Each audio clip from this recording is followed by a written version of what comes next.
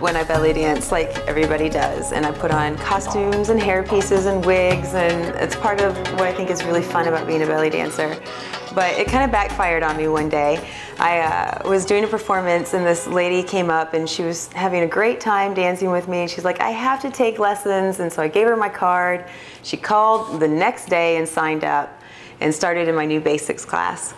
Oh, and she showed up. She looked very disappointed, and I was like, the first thing out of her mouth when she came to the room was, no, no, no, no, no. I didn't want to learn from you. I wanted to learn from that beautiful girl. And I was like, that was me. And so I had to go. I was like, I clean up really, really good. So sometimes people don't recognize you when you get to really playing and having a good time. And so it's kind of funny. I was performing in a restaurant.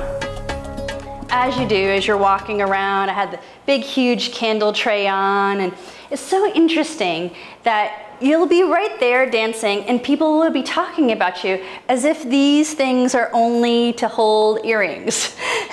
So it's kind of interesting when you overhear what everybody's saying, and I'm dancing around and there's this table of two couples, and so I do this back bend with the tray, you know, and as I'm back bending, my boobs are falling forward and whatever, and it's like right by this guy's head, and he says something about them being real. And I stand up, and I was like, what was that? What were we saying? And he goes, oh, well, we were having this debate about whether or not your candles were real or not. And I laughed and I said, oh, I wasn't sure what you were mentioning was real, but just so you know, everything is real. And they just died laughing. His girlfriend was like, awkward. There was a nightclub owned by a couple guys, and one of them was getting married. And they decided to hold a very festive dinner for family and friends and colleagues right there at the nightclub. And there were different entertainers there. They hired two belly dancers. It was me and another acquaintance, a dance colleague of mine, and we divided the props that we'll use. She will open the show with a tray of lit candles on her head, and I will dance with the wings of Isis.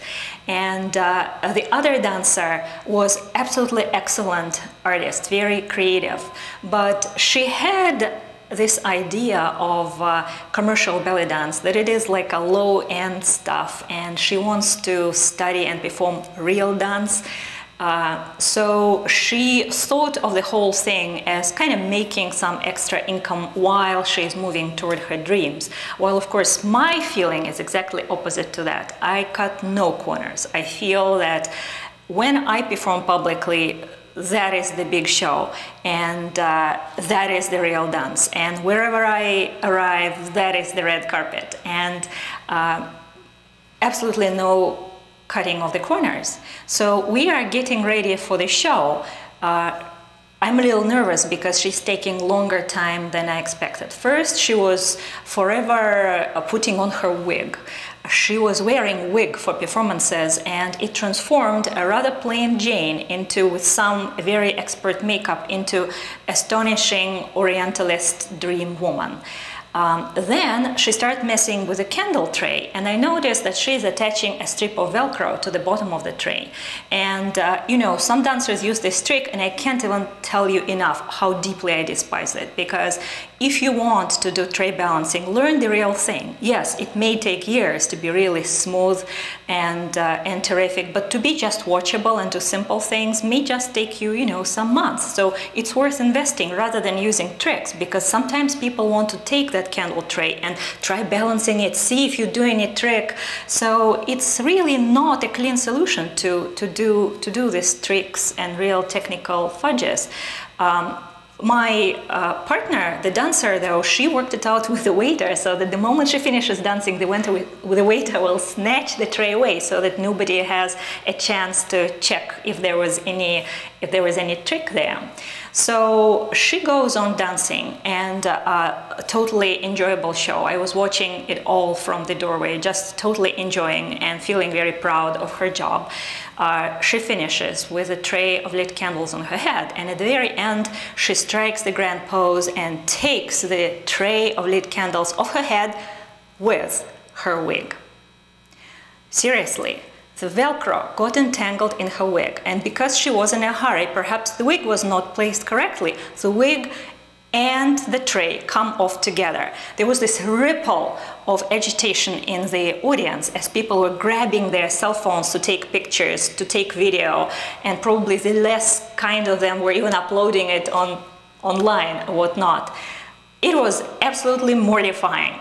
I rushed on stage hoping that my grand arrival will detract the attention, but no, needless to say, nobody paid attention to what I was doing, because people were reviewing the pictures they took on their phones and video cameras and whatnot.